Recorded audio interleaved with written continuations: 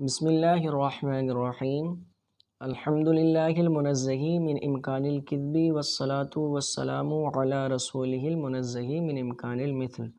مصنف علیہ رحمہ نے جو مطلق کا حکم بیان فرمایا تھا کہ جب تک مطلق کے اطلاق پر عمل کرنا ممکن ہو اس کو اس کے اطلاق پر باقی رکھا جائے گا، اور خبر واحد اور قیاس کے ذریعے اس پر زیادتی کرنا جائز نہیں ہے۔ یہ ہمارا مذہب ہے۔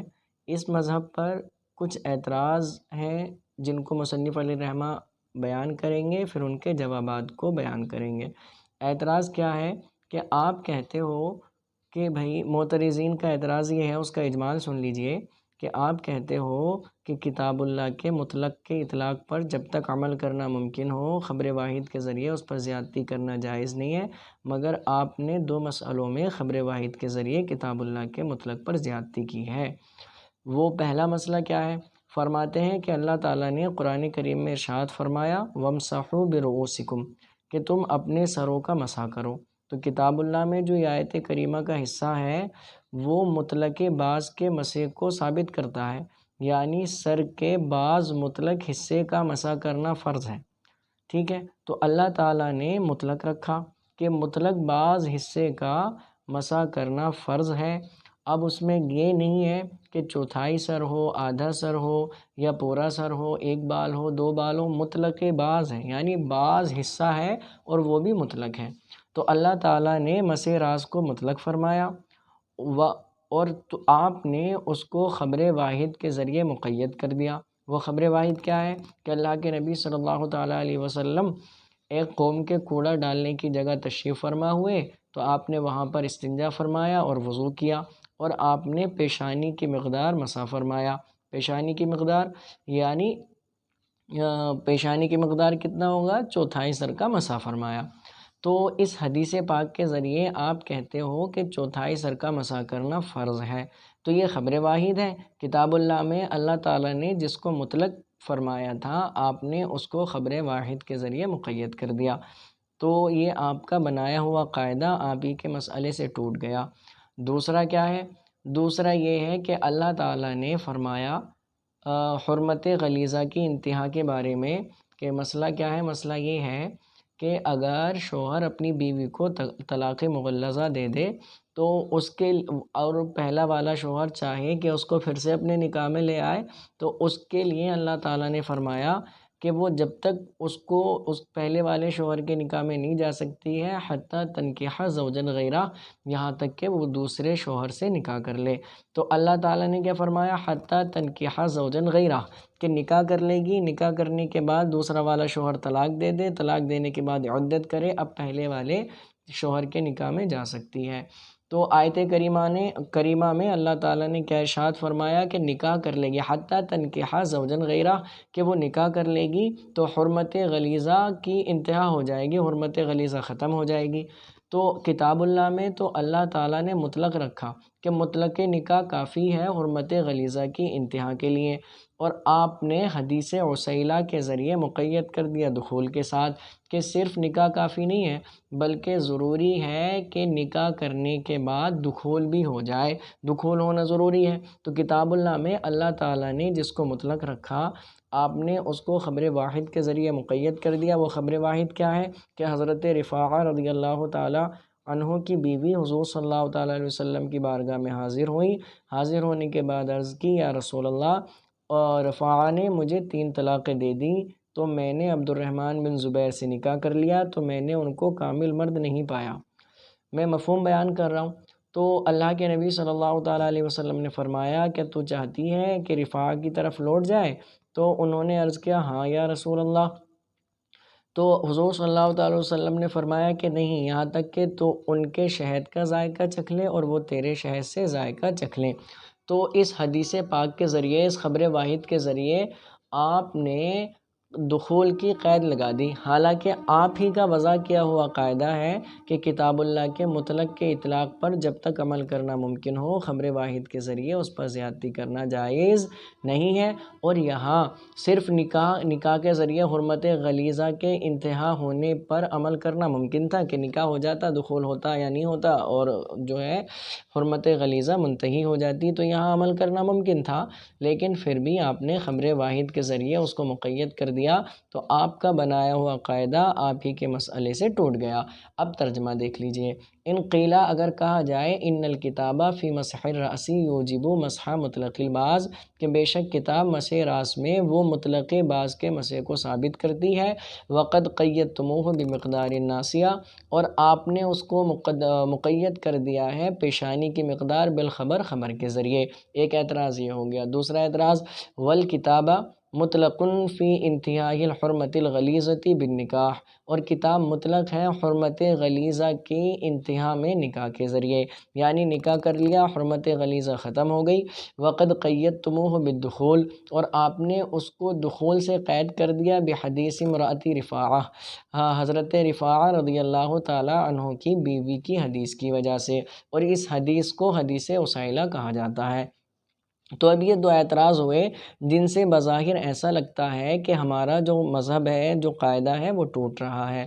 تو اس کا جواب مصنف علیہ رحمہ دیتے ہوئے فرماتے ہیں قلنا، ہم نے کہا پہلی والے نقض کے جواب میں کیا کہ ان الکتابہ لیس بمطلق فی باب المسح، کہ کتاب جو ہے وہ مسح کے باب میں مطلق نہیں ہے، یہ ہمارا دعویٰ ہوا۔ معترضین نے کیا کہا تھا کہ مسح میں کتاب مطلق ہے، ہم ان کے دعوے کو رد کرتے ہوئے کہتے ہیں نہیں، کتاب مطلق نہیں ہے باب المسح میں۔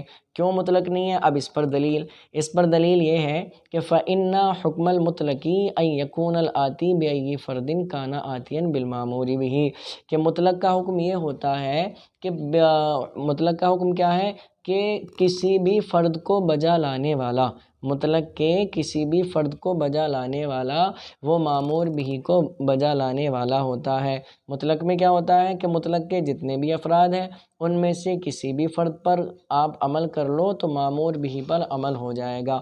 اور یہاں پر جو ہے فرماتے ہیں والآتی بأی باز کان ہا ہنا لیسا بآت بالمامور بھی، تو فرماتے ہیں اور والآتی بأی باز کانا ہا ہنا، تو فرماتے ہیں اور یہاں بعض فرد کا بجا لانے والا وہ مامور بھی کو بجا لانے والا نہیں ہے۔ کیسے؟ فَإِنَّهُ لَوْ مَسَحَ عَلَى النِّصْفِ أَوْ عَلَى الثُّلُثَيْنِ لَا يَكُونُ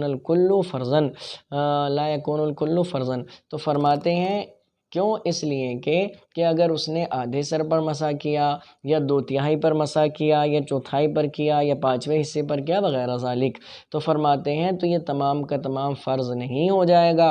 مثلاً کیا ہے کہ مطلق میں کیا ہوتا ہے کہ جس پر عمل کر لیا جائے وہی مامور بھی ہے، اور وہی کیا ہوتا ہے لازم ہو جاتا ہے، اسی سے مامور بھی کا ادا کرنا مانا جاتا ہے۔ تو اب یہاں پہ بتاتے ہیں کہ اگر کسی نے آدھے سر پر مسح کر لیا تو امام مالک کے یہاں وہ مامور بھی کو بجا لانے والا نہیں ہوگا۔ اسی طرح کسی نے 1/4 پر مسح کر لیا تو امام مالک کے یہاں بھی نہیں ہوگا، اور ایک امام اور ہیں جو یہ کہتے ہیں کہ آدھے سر کا مسح فرض ہے تو ان کے یہاں بھی نہیں ہوگا۔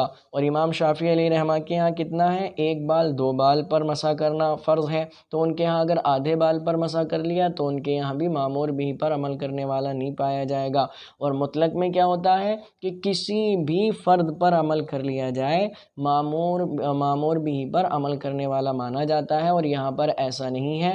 تو فرماتے ہیں وَبِهِ فَارَقَ الْمُطْلَقُ الْمُجْمَلَ، تو اسی کے ذریعے مطلق مجمل سے جدا ہو گیا۔ کیسے کہ مطلق میں کیا ہوتا ہے کسی بھی فرد کو ادا کر لیں تو مامور بھی کو ادا کرنے والا ہوتا ہے، اور مجمل وہ بیان کا محتاج ہوتا ہے۔ اب یہاں آیت کریمہ مجمل تھی جس کا بیان اللہ کے نبی صلی اللہ علیہ وسلم نے فرما دیا کہ آپ نے پورے سر کا مسح فرمایا، آدھے سر کا مسح فرمایا، 1/4 سر کا مسح فرمایا، لیکن کبھی بھی 1/4 سے کم کا مسح نہیں فرمایا۔ کہ اگر چوتھائی سر کا مسح اگر فرض نہ ہوتا تو آپ صلی اللہ تعالیٰ علیہ وسلم اس سے کم کا بھی مسح فرماتے، اور اگر پورے سر کا مسح فرض ہوتا یا آدھے سر کا مسح فرض ہوتا تو آپ صلی اللہ تعالیٰ علیہ وسلم کبھی بھی چوتھائی سر کا مسح نہ فرماتے۔ تو اس سے کیا پتہ چلا کہ کتاب اللہ میں جو مجمل تھا اس کا بیان اس حدیث پاک کے ذریعے فرما دیا گیا۔ اور دوسرا نقض کیا تھا؟ دوسرا نقض یہ تھا کہ اللہ تعالیٰ نے تو فرمایا کہ نکاح کر لو اور نکاح ہی کافی ہے حرمت غلیظہ کی انتہا کے لیے، اور آپ نے دخول کی قید لگا دی خبر واحد کے ذریعے، اور یہ کتاب اللہ کے مطلق کو آپ نے خبر واحد کے ذریعے مقید کر دیا، تو آپ کا قاعدہ ٹوٹ گیا۔ تو اس کا جواب فرماتے ہیں وَأَمَّا قید الدخول، اب رہا دخول کی قید لگانا، تو فرماتے ہیں فقط قال البعض، تو بعض ہمارے اصحاب نے کہا ہے، کیا کہا ہے کہ ان النکاح فی النص حمل علی الوطئی، کہ آیت کریمہ حتی تنکحا زوجا غیرہ، تنکحا میں جو نکاح ہے وہ محمول کیا گیا ہے وطی پر۔ کیوں؟ اذ العقد مستفاد من لفظ الزوج، اس لیے کہ عقد جو ہے یعنی عقد نکاح وہ مستفاد ہے لفظ زوج کے ذریعے، کہ اللہ تعالیٰ نے کیا فرمایا حتی تنکحا زوجا غیرہ، تو تنکحہ آگے ہے زوجن، تو یہ لفظ زوج یہ بتا رہا ہے کہ نکاح تو پہلے ہی ہو چکا ہے، کیونکہ زوج کون ہوتا ہے؟ زوج قبل نکاح نہیں ہوتا، بعد نکاح ہوتا ہے، کہ شوہر کب ہوگا؟ جب نکاح ہو جائے گا۔ اور اگر تو زوج سے پتہ چل گیا کہ نکاح ہو چکا ہے، اور تنکیحات میں جو نکاح مراد ہے تو وہ نکاح سے مراد عقد نہیں ہے بلکہ وطی مراد ہے، اس لیے کہ اگر اس سے مراد کیا ہوتا؟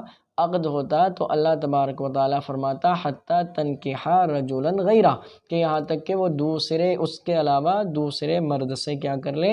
نکاح کر لے۔ اور اللہ تعالیٰ نے یہاں زوج فرمایا تو اس سے پتہ چلا کہ لفظ زوج بتا رہا ہے نکاح ہو چکا ہے، اور تنکحہ میں جو نکاح ہے اس سے مراد کیا ہے؟ وطی ہے۔ تو فرماتے ہیں وَبِهَذَا يَزُولُ السُّؤَالُ، اور اسی کے ذریعے جو ہے سوال زائل ہو گیا۔ ایک جواب تو ہماری طرف سے یہ دیا گیا، وقال البعض، اور بعض ہمارے اصحاب نے فرمایا کہ قید الدخولی ثبت بالخبر، کہ دخول کی جو قید ہے وہ کس سے ثابت ہے؟ خبر سے ثابت ہے۔ اب یہ دخول یعنی بیوی جو شوہر ثانی کا بیوی کے ساتھ جمع کرنا، یہ جو قید ہم نے لگائی ہے تو یہ خبر سے ہی ثابت ہے۔ وَجَعَلُوهُ مِنَ الْمَشَاهِيرِ، لیکن کیا کیا ہے ان اصحاب نے؟ اس خبر کو جو ہے مشاہیر سے بنایا ہے۔ مشاہیر یعنی خبر کے جو اقسام ہیں متواتر، مشہور وغیرہ، تو مشہور روایتوں میں سے اس کو بنایا ہے، اور مشہور کے ذریعے کتاب اللہ کے مطلق کو مقید کرنا جائز ہے۔ تو فرماتے ہیں فَلَا يَلْزَمُهُمْ تَقْيِيدُ الْكِتَابِ بِخَبْرِ الْوَاحِدِ، تو ہم پر یعنی ان پر اصحاب احناف پر کتاب اللہ کو خبر واحد کے ذریعے مقید کرنا لازم نہیں آتا۔